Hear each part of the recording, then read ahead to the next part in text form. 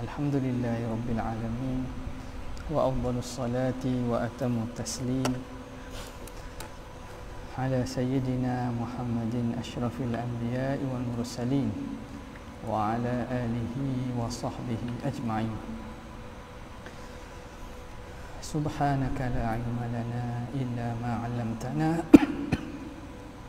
innaka antal alimul hakim. ولا حول ولا قوة إلا بالله العلي العظيم.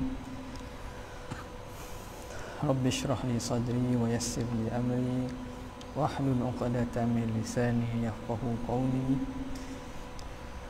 سد لساني واهد قلبي بحق سيدنا محمد صلى الله عليه وسلم. اللهم ألهمنا بالعلم وزينا بالحلم وأكرمنا بالتقوى وجملنا بالعافية. اللهم أخرجنا من ظلمات الوهم وأكرمنا بنور الفهم وافتح علينا بمعرفة العلم وحسن أخلاقنا بالحلم واجعلنا ممن يستمعون القول فيتبعون أحسنه والحمد لله رب العالمين. Alhamdulillah, bersyukur kita ke hadirat Allah yang memberi kepada kita taufik dan ruang masa serta kasihan belas kepada kita untuk sama-sama kita berada pada petang ini bagi kita teruskan lagi pengajian kita daripada kitab Syarah Al-Allamah Al-Hudhudi ala As-Sanusiyah. Kalau tak silapnya kita berhenti pada perkataan musannif wa man i'taqada hudutsal asbab. Situ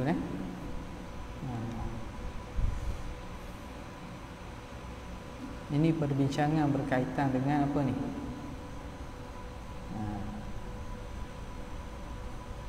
Berkaitan dengan sifat mana ni? Berkaitan dengan perkara mustahil, iaitu Allah tidak satu, lawan bagi wahdaniyah. Lawan bagi wahdaniyah. Boleh okey, sekejap saya cari dia dari sini ni.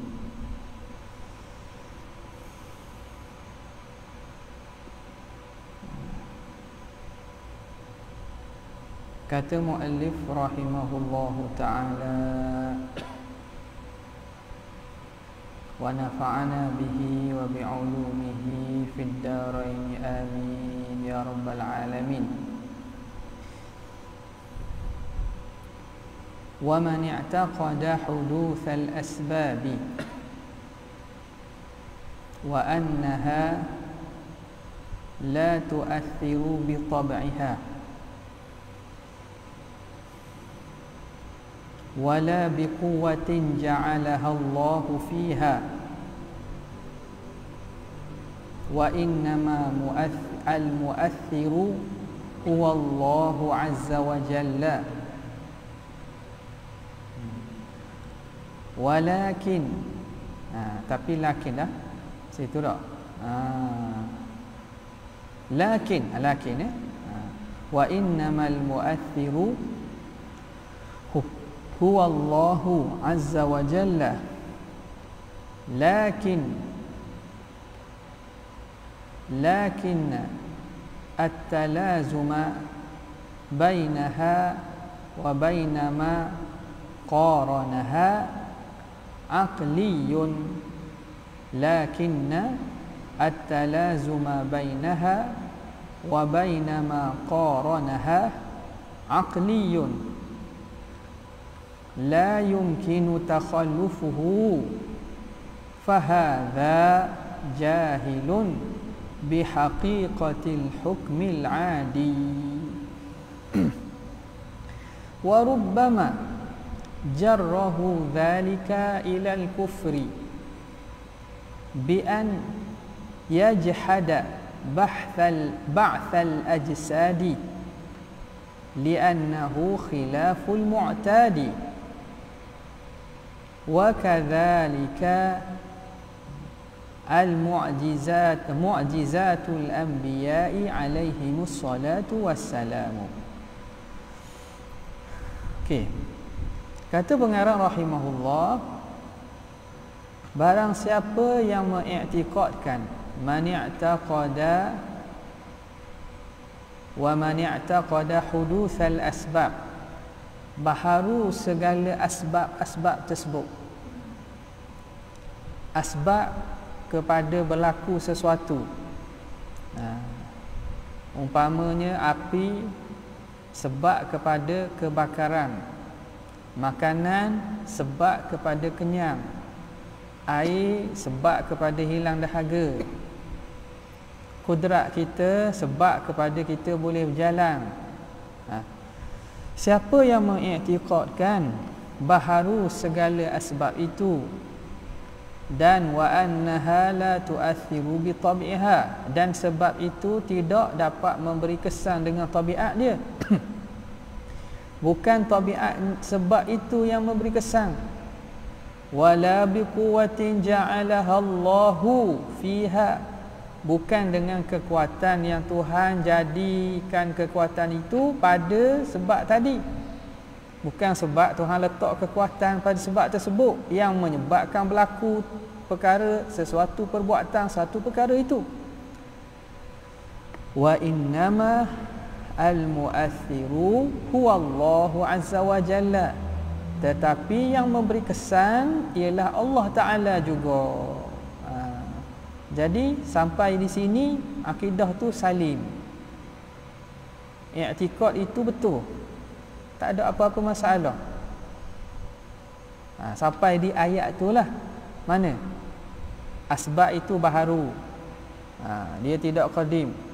Asbab itu tidak memberi kesan secara tabiatnya atau secara ilah maklum, dan tidak memberi kesan dengan kekuatan yang Tuhan jadikan padanya. Bukan kekuatan itu yang menyebabkan berlaku, tetapi pelaku yang hakiki, yang memberi kesan secara hakiki ya Allah Ta'ala juga.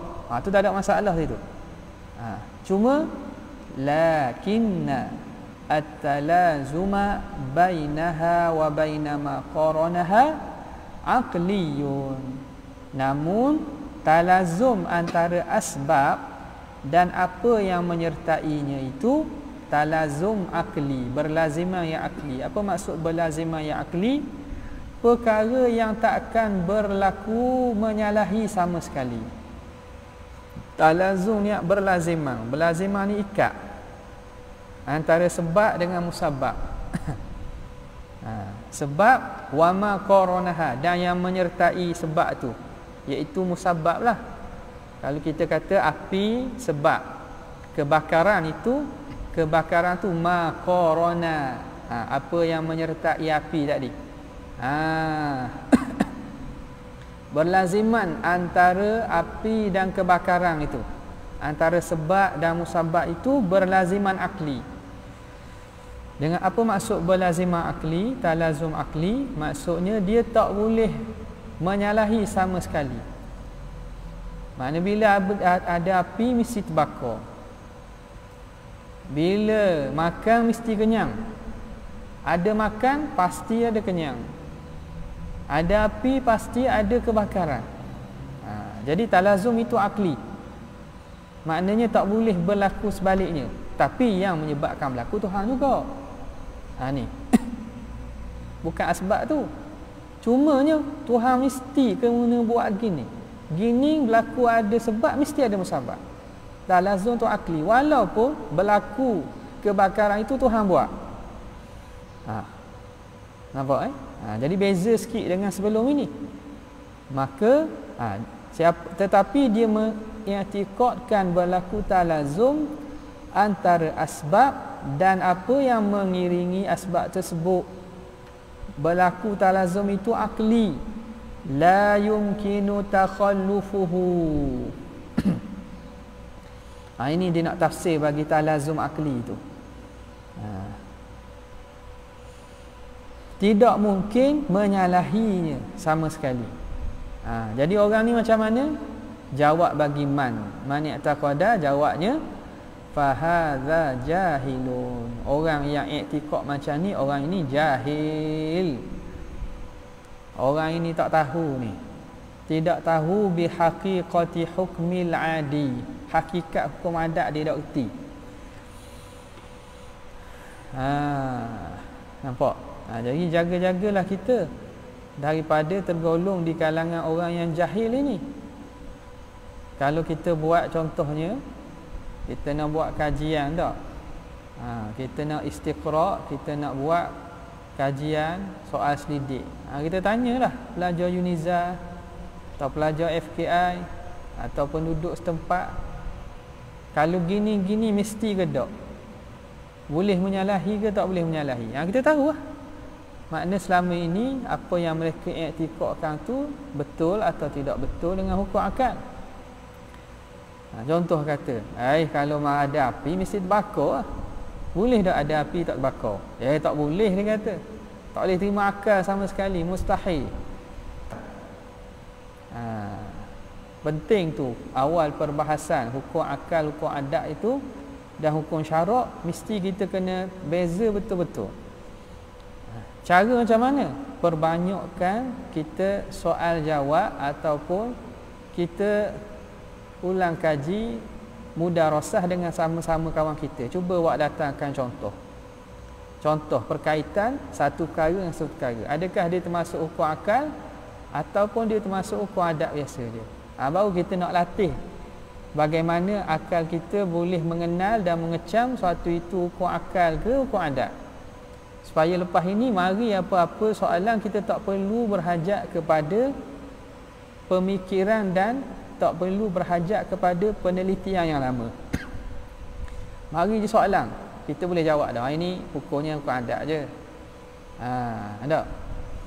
Orang Allah Ta'ala nak masukkan orang beriman dalam neraka, boleh ke tak? Boleh je. Sebab kita tahu bahawa perbuatan Tuhan tu harus. Tak perlu kita fikir panjang. Orang orang buat kebajikan, Tuhan beri dosa, boleh ke tak? Maknanya kalau orang yang tak tahu ilmu akidah dengan cara pengajian yang betul, dia akan fikir pelik lah. Mungkin dia akan merenung ataupun berfikir sekejap, takkan Tuhan nak beri dosa kepada orang buat kebaikan. Orang semayang tiba-tiba boleh dosa. Dia semayang betul, bukan semayang salah. Orang buat pahala kebajikan tiba-tiba boleh dosa. Dia kata mustahil. Tengok mustahil dia tu mustahil akal ke macam mana? Kenapa dia boleh bawa ungkapkan mustahil tu? Yang mana bila sebut mustahil tu kita segera faham mustahil pada akal lah. Kenapa? Kerana tidak faham perbezaan antara hukum akal, hukum adat dan hukum syarak. Jadi latihan kita mendatangkan contoh-contoh daripada beberapa perkara berkaitan antara satu perkara dan kita cuba letak kategori itu, dia melatih akal kita untuk faham perkara-perkara lain tanpa perlu berfikir panjang. Ada? Macam orang exercise. Orang exercise buat senaman dia exercise otak dia dah jadi biasa untuk angkat benda yang berat, untuk buat kerja berat. Maka bagi dia mengangkat 50 kg seming tu biasa je. Sebab apa? Sebab otak dia telah dilatih hari-hari dengan mengangkat benda berat. 50 kilo seming tu senang je. Cuba kita angkat 50 kilo seming, mepeh je. Tak, tahu mepeh. Mepeh maknanya tak ada nyawa. Akak tu pun boleh akak. Kena minta tolong orang. Sebab apa? Sebab bagi kita tidak biasa latih otak kita, muscle kita dengan perkara-perkara demikian.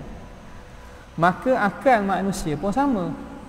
Dengan latihan, dia akan dapat faham cepat perkara. Dengan kita melatih akal kita perkara-perkara al-aqliyat, akal kita senang untuk faham dan buat mengeluarkan natijah berkaitan perkara aqliyah tanpa perlu berfikir panjang. Awak pernah mengalami peringkat-peringkat belajar dulu kan? Contoh senang ialah matematik. Matematik ni subjek akli. Awak buat latih tubi banyak kali. Akhirnya soalan yang mari tu macam senang je, tak payah fikir banyak dah. Sebab apa? Sebab otak awak telah terlatih mengira nombor-nombor yang biasa dan tahu jawapannya. Maka begitulah. Nampak Maka orang yang mengatakan sebab itu tidak beri kesan, Allah Ta'ala yang memberi kesan. Tetapi bila berlaku sebab, mesti ada musabab. Bila makan ubat, mesti baik. Maka orang ini sebenarnya dia jahil hakikat hukum adat.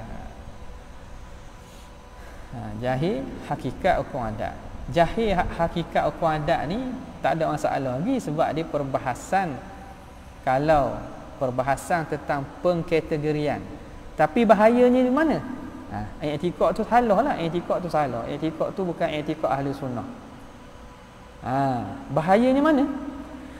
Warubbama jarrahu jarra yajuru, menarik akan seseorang oleh demikian itu i'tikad.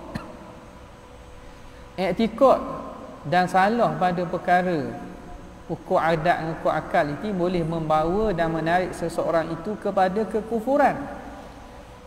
Itu yang bahayanya. Hak atas tadi kan, hak atas sebelum itulah perbincangan orang yang mengatakan berlaku dengan kekuatan yang Tuhan buat kan. Orang itu fasik kan. Hukum dia fasik. Pada kufur tu ada khilaf kan. Maka apa nama ini? Fasik dan mubtadi'. Tapi hak ni bahayanya dia boleh bawa kepada kufur. Macam mana boleh bawa kepada kufur tu?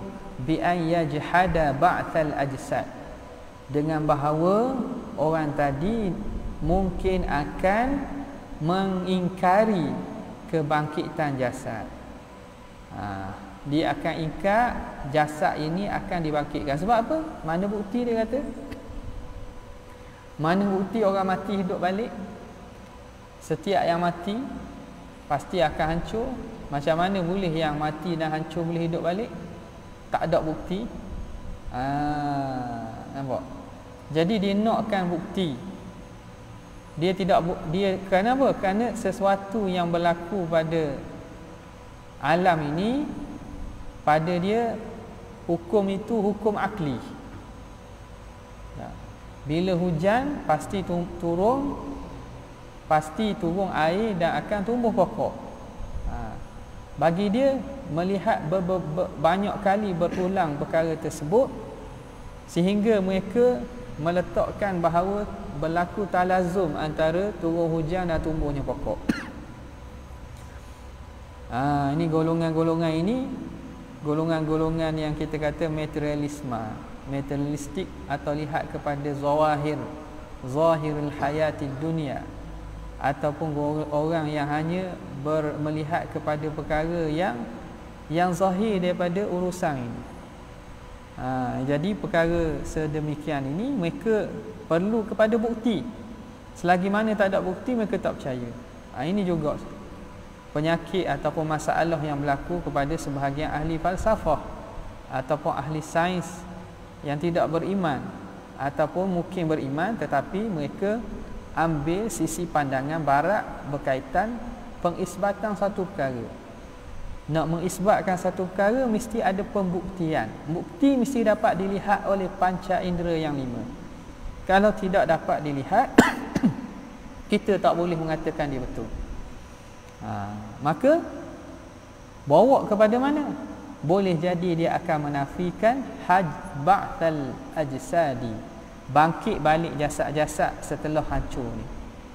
Kenapa? Li'annahu khilaful mu'tadi, kerana kebangkitan setelah hancurnya jasad ini perkara yang menjadi kebiasaan, menyalahi adat. Akhirnya mengingkari ba'thul ajsad.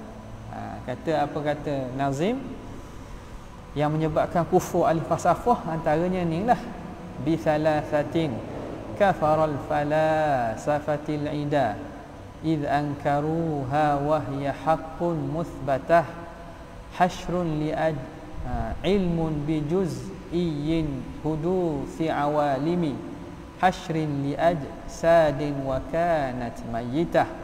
3 perkara yang mana kufur ahli falsafah. Pertamanya ialah menafikan ilmu juz'i Tuhan. Ilmin bi juz'iyyin, Tuhan tak tahu secara detail perkara-perkara itu. Tuhan tahu secara umum saja. Secara detailnya tak tahu kecuali setelah berlaku. Kalau Tuhan tahu tapi Tuhan tak larang, tak halang, maka lemahlah Tuhan. Dia bawa kepada situ. Ini pandangan Qadariyatul Ula, Qadariyah wak mula-mula sekali. Qadariyah awal ni, ada sebahagian daripada mereka yang beriktikad dengan, dia panggil mabda'ul bada'. Bada' ni makna perkara berlaku tu, bila berlaku baru Tuhan tahu. Dan Tuhan tahu ilmu dia tu secara umum je. Secara detail halus tu tak tahu. Manusia sendiri yang kerana manusia ada pilihan, ada kemahuan, dia sendiri pilih. Kalau Tuhan tahu, makna lazimlah tak ada sia-sia pilihan manusia itu. Tidak ada guna pilihan manusia kalau Tuhan tahu dah. Itu cara pemikiran golongan-golongan falsafah ni. Akhirnya mereka menafikan ilmu Allah dengan perkara juz'i.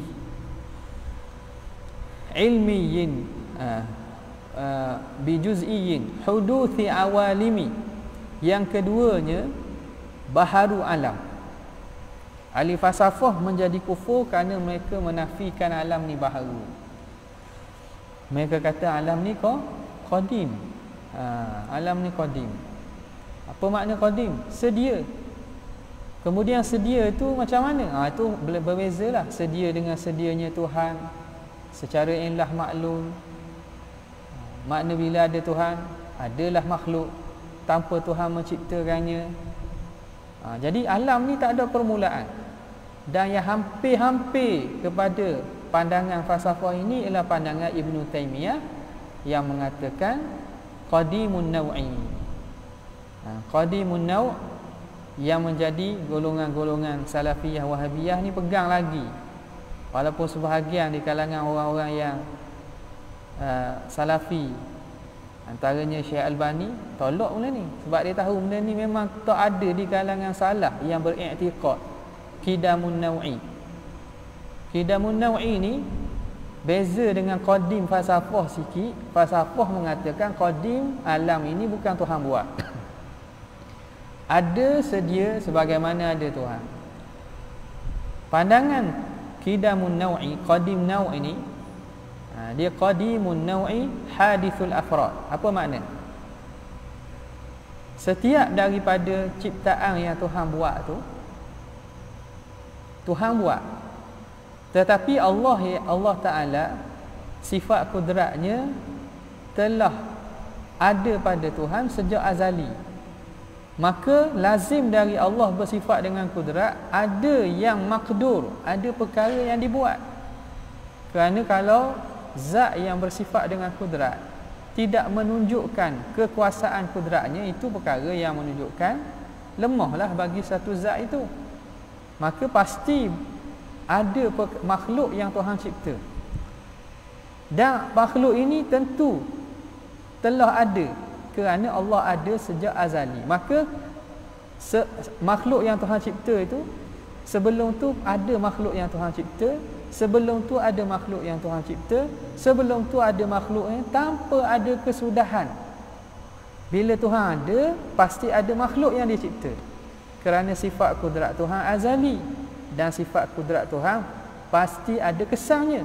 Ada makhluk yang dicipta oleh kudrat Tuhan, maka lazim ada makhluk yang Tuhan cipta. Sebelum tu ada makhluk lain yang Tuhan cipta. Sebelum tu ada makhluk yang Tuhan cipta yang tidak ada permulaan. Jadi ini dipanggil qidamun naw'i.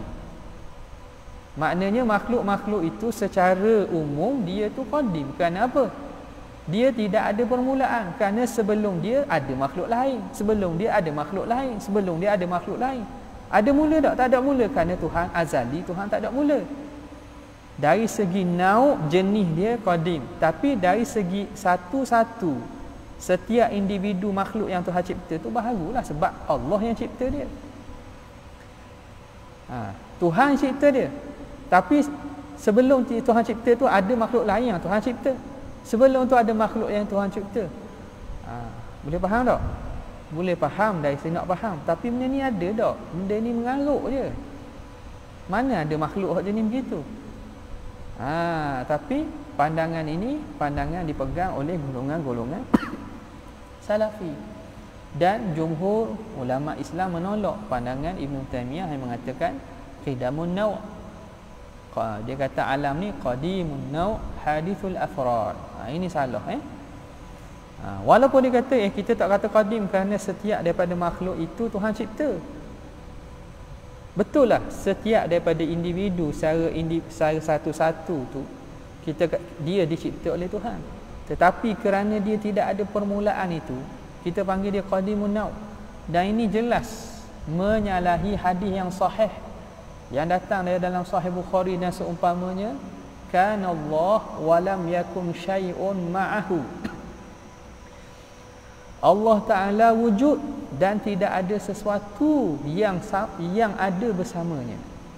Menunjukkan awaliyatullah, keawalan Tuhan tu, maksud Allah ini wujud tanpa ada satu makhluk pun dengan dia. Bila kita kata Allah wujud tapi ada makhluk yang Tuhan cipta, makna ada bersama Tuhan makhluk yang dia cipta. Ini jelas menyalahi konteks ayat daripada hadis tadi yang Nabi kata Allah Ta'ala wujud dan tidak ada sesuatu pun bersama Allah Subhanahu Wa Ta'ala. Jadi di sisi i'tiqad ahli sunnah wal jamaah, makhluk ini dia ada awal, dia ada permulaan. Alam ni dia ada permulaan dia. Bukti ada permulaan ni apa dia? Apa bukti alam ni ada permulaan?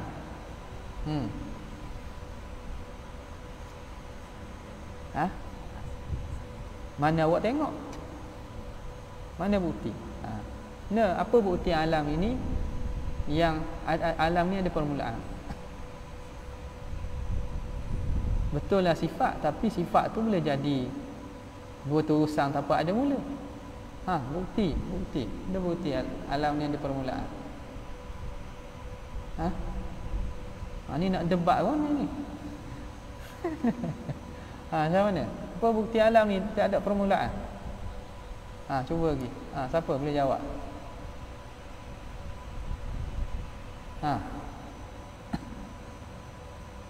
Bukti saintifik ke apa ke? Apa bukti dia?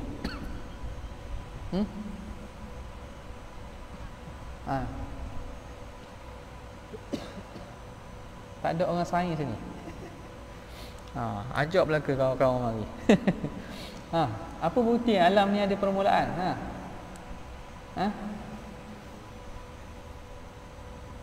Tahu? Tak tahu. Alam ini ada umur. Kan ahli sains katakan universe ni kan ada usia dia, ada umur. Jawab dah. Ada jawab betul? Alam ni ada umur. Ahli sains kata alam ni ada umur. Universe ni dia ada usia dia, age. Ada usia dia. Suatu yang ada umur tu makna apa? Umur apa tahu? Macam mana awak tahu awak 22? Kira macam mana? Tubik berumur. Kira daripada mula ada lah, baru ada umur. Kalau orang tu tak ada awal, boleh ada umur dia? Tak ada awal, boleh ada umur? Tak boleh. Nak ada umur macam mana? Tak ada awal. Dia hanya boleh kita nak tentukan umur bila ada awal. Kita nak tahu tali tu panjang mana, mesti kena kira daripada ujung. Tali tu kita dah tarik lagi, dah habis lagi. Tali daripada atas dia tarik. Panjang mana tali? Boleh kita tahu tak panjang mana? Tak boleh.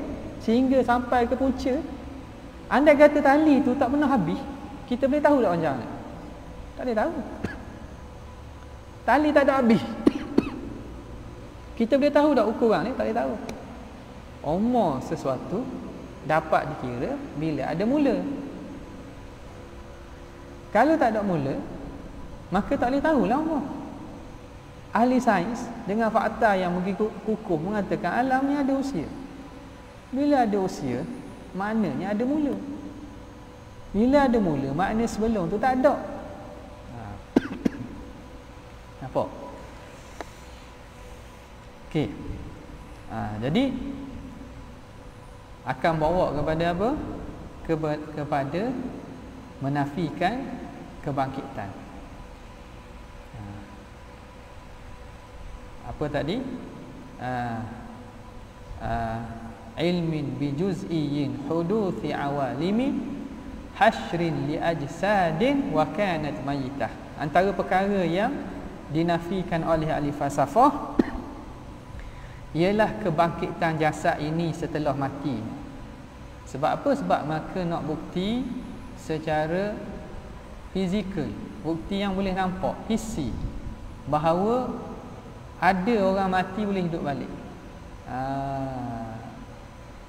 Dan macam mana kita nak buktikan bahawa benda itu berlaku?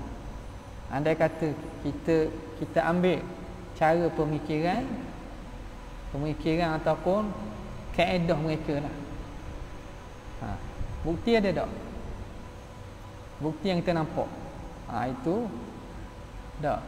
Kena minta karamah daripada Allah Ta'ala lah berlaku.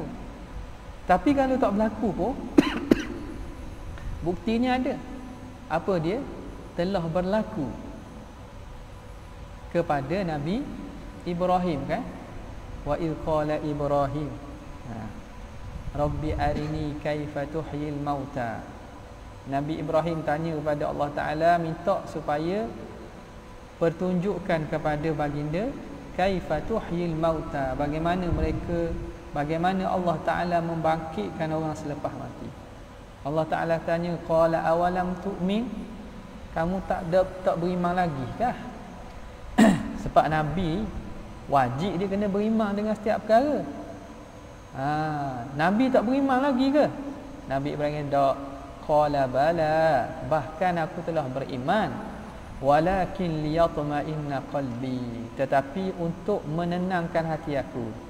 Jadi ilmu yakin Nabi Ibrahim ada dah. Nabi Ibrahim nak tingkatkan daripada ilmu yakin kepada ainul yakin, peringkat yang lebih tinggi. Mana?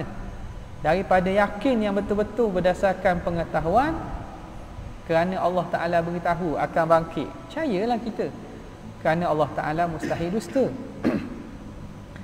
Itu yakin dah, keimanan dah tu. Tapi dia nak naik lagi kepada keimanan yang lebih tinggi, kepada ainul yakin. Dia tengok sendiri macam mana proses kebangkitan selepas daripada mati. Lalu Allah Ta'ala ajarlah, qala fakhudh arba'atan minat tayri fasurhunna ilaika thumma ja'al ala kulli jabalin minhunna juz'a thumma ad'uhunna ya'tinaka sa'ya. Mu ambil 3 ekor burung, 4 ekor burung. 4 ekor burung. Burung yang berbeza, ada kata antaranya gagak, merak, adalah burung-burung yang berbeza. Ambil 4 ekor burung, boleh rujuk dalam kitab tafsir. Ambil 4 ekor burung, kamu sembelih, kamu blender dia. Blender lah zaman ni, zaman dulu tak ada. Fasurhun ni kamu hancurkan. Potong, buat jadi macam daging hancur. Capur pula ke 4 ekor ni. Selepas sembelih, kamu hancurkan dia, capur pula ke 4 ekor, lalu kamu letak pada 4 bukit. 4 bukit. Kemudian seru mereka. Suruh mari. Maka Nabi Ibrahim nampak bagaimana Allah Ta'ala ambil juzuk ni, capur-capur, cantum balik, jadi sebalik ekor. Seekor burung. Siap sebagaimana hidup. Dia tengok proses Allah Ta'ala Cantumkan balik juzuk-juzuk yang berterabur ni dan antara 4 bukit ni kan, capu 4 ekor tadi kan, ni capu sekali. Tuhan catur balik, jadi balik seekor burung yang sempurna. Maka perkara itu dilihat oleh Nabi Ibrahim. Ada dalam Quran dan kita yakin bahawa Quran ni betul.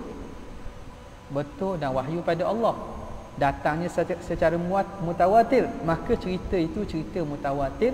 Yakin kita dengan berita akhbar secara mutawatir.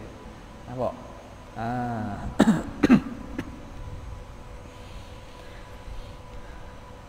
Wa kadzalika mu'jizatul anbiya'i.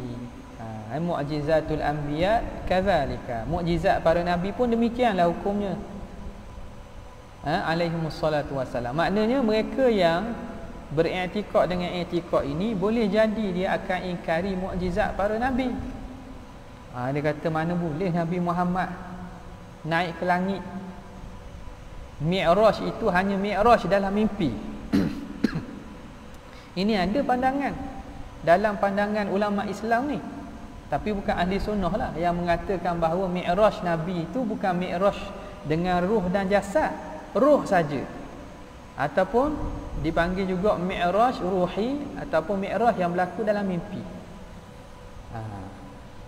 Jadinya mereka menafikan tubuh badan Nabi ini keluar daripada bumi, pergi ke langit pertama, kedua, sampai ketujuh, sampai Sidratul Muntaha. Sebab apa?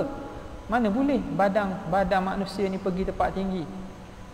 Zaman tu tak ada kenderaan. Nak naik ke langit ke mana? Zaman sekarang tak pelik dah. Tapi isu pula. Dia kata mana boleh badan manusia keluar daripada atmosfera bumi nak ambil oksigen mana? Astronot mesti kena ada tangki oksigen. Nabi keluar tak ada oksigen. Mana boleh? Mana boleh nak lepas daripada langit pertama? Bahkan segala planet yang kita nampak ni pun masih langit pertama. Tak? Jadi akhirnya mereka menafikan perkara yang harus pada akal. Mereka kata mustahil. Sebab apa? Mereka tak tahu bahawa itu hanya hukum adat saja. Dan bila berlaku mukjizat ni perkara yang menyalahi adat. Bila menyalahi adat, dia bukan perkara yang mustahil akal, perkara yang akal boleh terima. Adakah mustahil Allah Ta'ala nak menjadikan tubuh satu jasad naik ke langit? Boleh. Malaikat boleh turun naik daripada langit ke bumi. Malaikat makhluk Tuhan, ciptaan Tuhan. Allah Ta'ala boleh jadikan tubuh jasad Nabi ni boleh naik ke langit, turun ke langit, boleh. Dah oksigen kat mana? Sebagaimana boleh setengah daripada makhluk Tuhan tak bernafas dengan oksigen, bernafas dengan karbon dioksida, tak bernafas pun ada. Itu asbab saja untuk hidup. Oksigen ni asbab untuk kita hidup, tarik nafas, keluar nafas. Maka Tuhan boleh bagi hidup, kerana yang menghidupkan tu bukan oksigen, yang menghidupkan Allah Ta'ala. Maka bila kita faham hukum akal, kita tidak akan nafikan perkara-perkara mukjizat tersebut. Tapi mereka yang mengiktikadkan talazum antara sebab dan musabab, kemungkinan mereka akan menafikan sebahagian daripada mukjizat Nabi, terutamanya orang-orang yang cenderung kepada pemikiran sains dan juga logik akal yang bergantung kepada bukti empirikal, bukti yang nampak ini. Macam mana Nabi Musa nak belah laut, dekat mana berlaku, banyak benda yang mungkin akan dipersoalkan. Akhirnya menanamkan keraguan ke dalam hati terhadap kisah-kisah yang dicerita dan disebut dalam Quran. Sebab tu dia kata bahaya. Okey. Jelas ni? Ada nak tanya tak? Ada nak Ada nak tanya tak bab ni? Soalan tak ada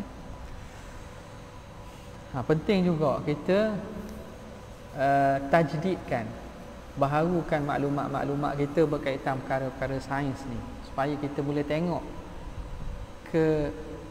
ketinggian ilmu yang Allah Ta'ala beri kepada ulama Islam, yang mana mereka pada zaman mereka tidak ada lagi kemajuan sains macam sekarang, tapi semata-mata akal mereka telah mengharuskan banyak perkara-perkara yang pada zaman itu pada adatnya tak boleh berlaku, tapi pada akal hukumnya harus, tapi sekarang ni terbukti benda tu harus berlaku dan berlaku secara betul. Nampak? Jadi kita belajar tentang fakta-fakta penemuan-penemuan baru ni yang berlaku di alam sains, di alam sejagat ini.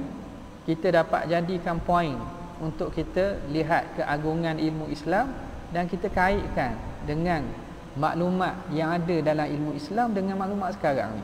Kita akan nampak bahawa tak bercanggah.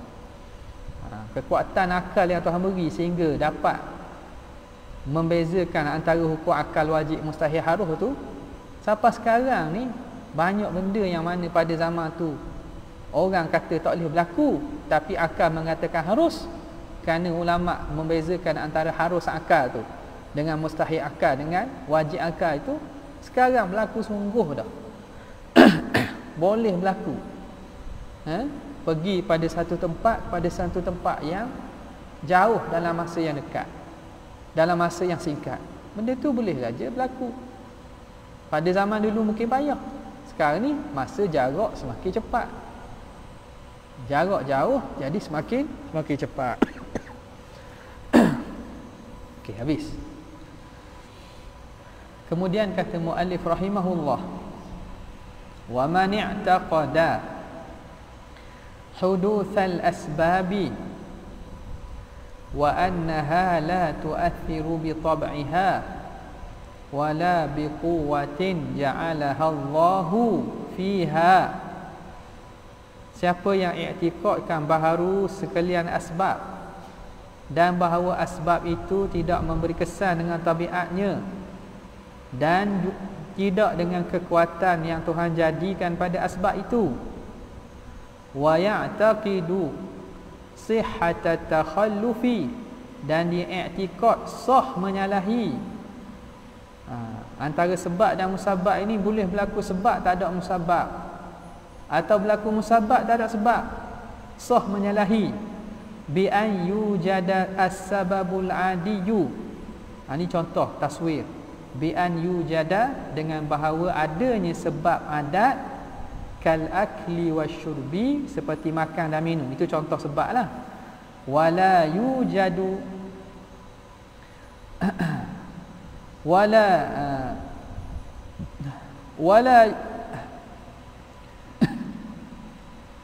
wala yujadu asyiba'u, dan tidak didapati kekenyangan.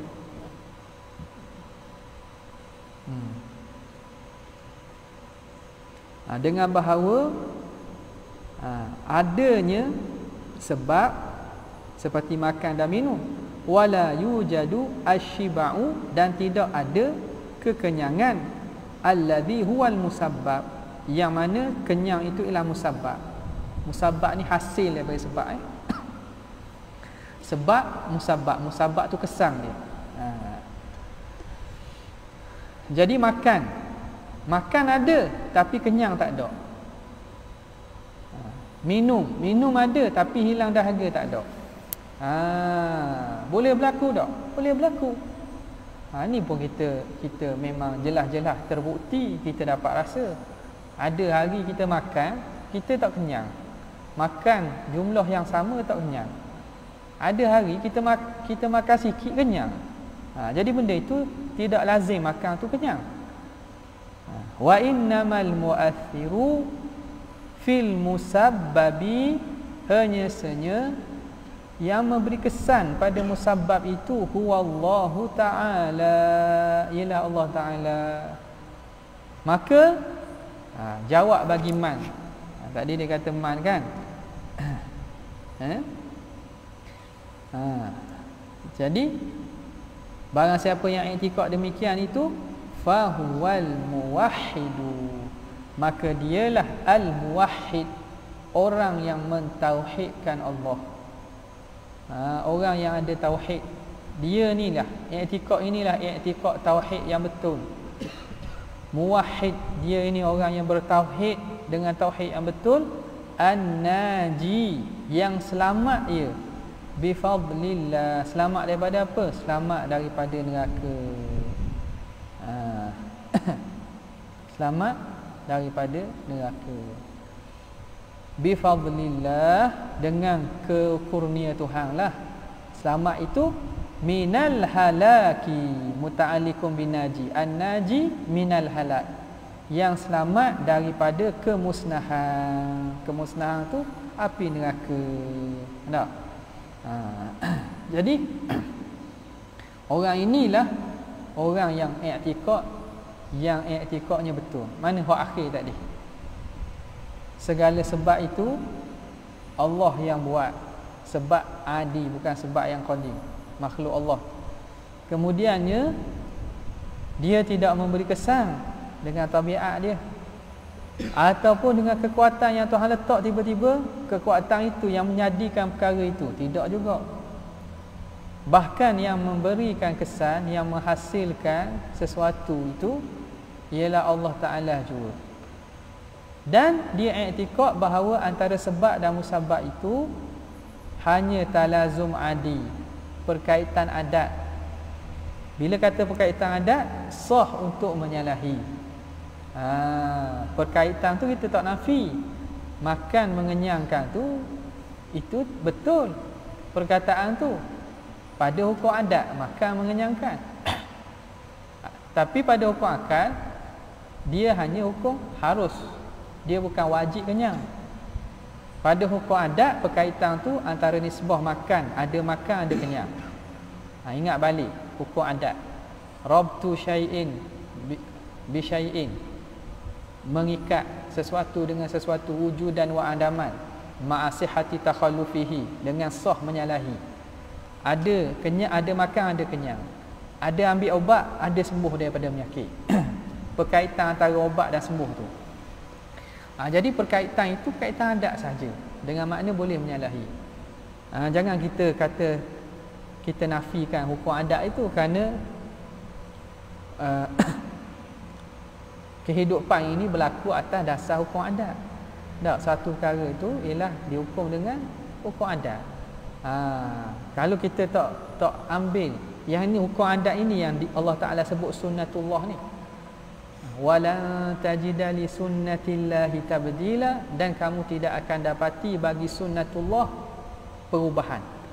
Allah Ta'ala buat satu sistem ni, hukum adat ni kita panggil sunnatullah. Bila orang tu lapar, dia makan. Bukan bila orang tu lapar, dia pergi berlari.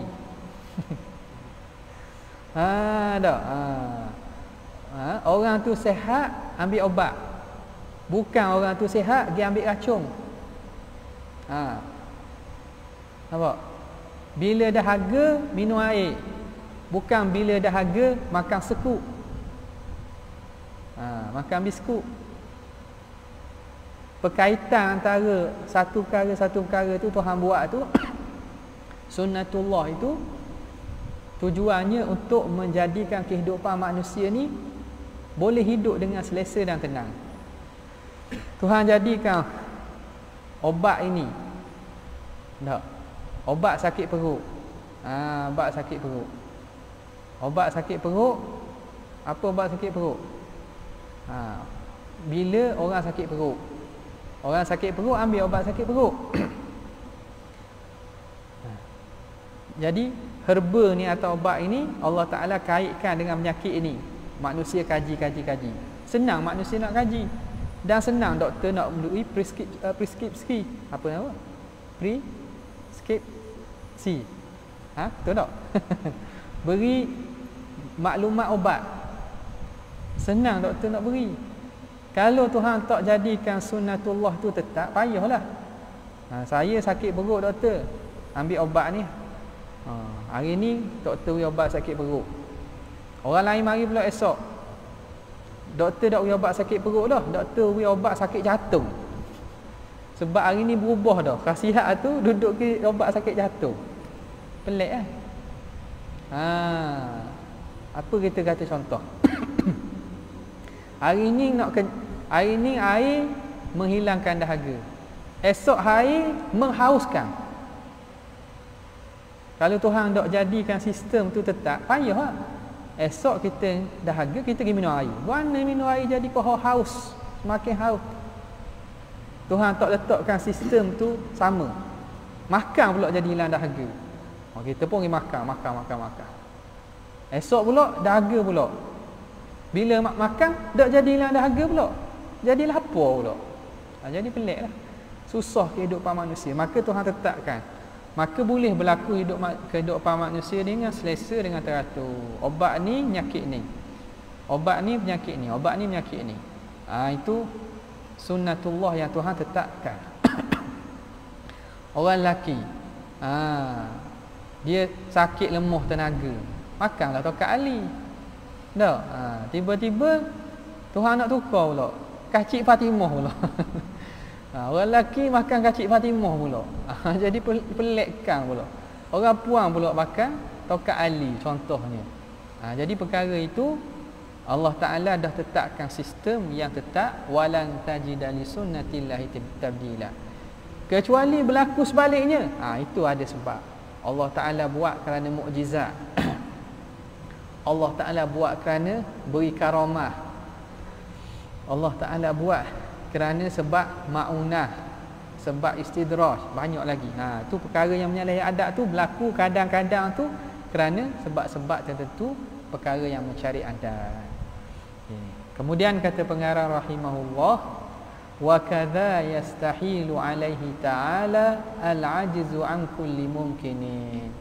Demikianlah mustahil atas Allah, lemah dari segala mungkin. Wallahu ta'ala a'la wa a'lam. Ada soalan? Ada nak tanya?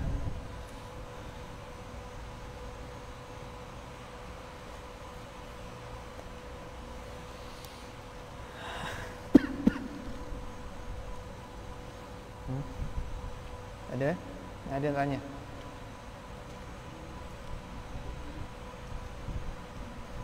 Ada?